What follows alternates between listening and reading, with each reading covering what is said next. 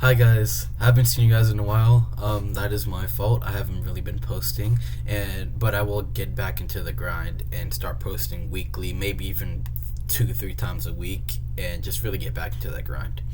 And I do apologize for that. I will explain in another video maybe why I've been gone, but yeah, it is what it is. Today, I'll be talking about Secret Invasion. It just ended today, the season finale, and I'll talk about the season finale and the TV show in general. Right, so let's get started. It kind of feels like the show in general, like Winter Soldier Part 2, but not as good. It just felt like Winter Soldier, but without the tension that I really wanted. Because if I'm being honest, it was a typical we're gonna take over the world thing, which Winter Soldier did have, but it was more intertwined and personal. I did wish they really connected Nick Fury and the main villain more. They did mention their history, but it didn't really show their history. There was just one episode that showed, but it didn't really show their history that much. And I think it would have been more impactful in the especially in the last episode when they had the conflict. When if they built their history more, right? It didn't really feel that emotional as I wanted it to be, but it was still pretty good.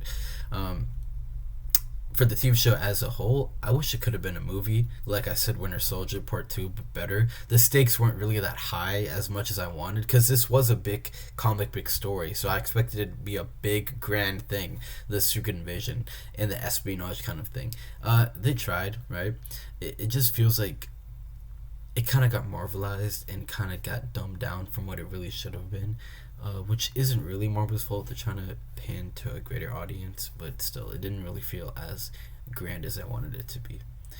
Uh, the ending kind of felt abrupt with there was a fight scene. Of course, it has to be a fight scene, which is pretty cool. I'll admit that the fight scene with the two scrolls was pretty good, but overall it was kind of abrupt and didn't really end and didn't really leave me satisfied as I wanted it to be. Right? It's kind of a dull. I would say overall it's a dull show. It is, but it is a solid story, and it is probably my top three favorite Marvel TV shows, which isn't saying much because they've all been bad, but it's definitely top three. I'll even say Loki and Moon Knight, and this was top three. I'm not gonna say which order, but it's definitely top three. It just isn't. It's not bad, but it also isn't good. That's my final judgment on it. Right? It was kind of mediocre because the story it was there, but it just wasn't as impactful as I wanted it to be. It wasn't the push I needed. It was just there, simple, right? But it wasn't terrible at the same time.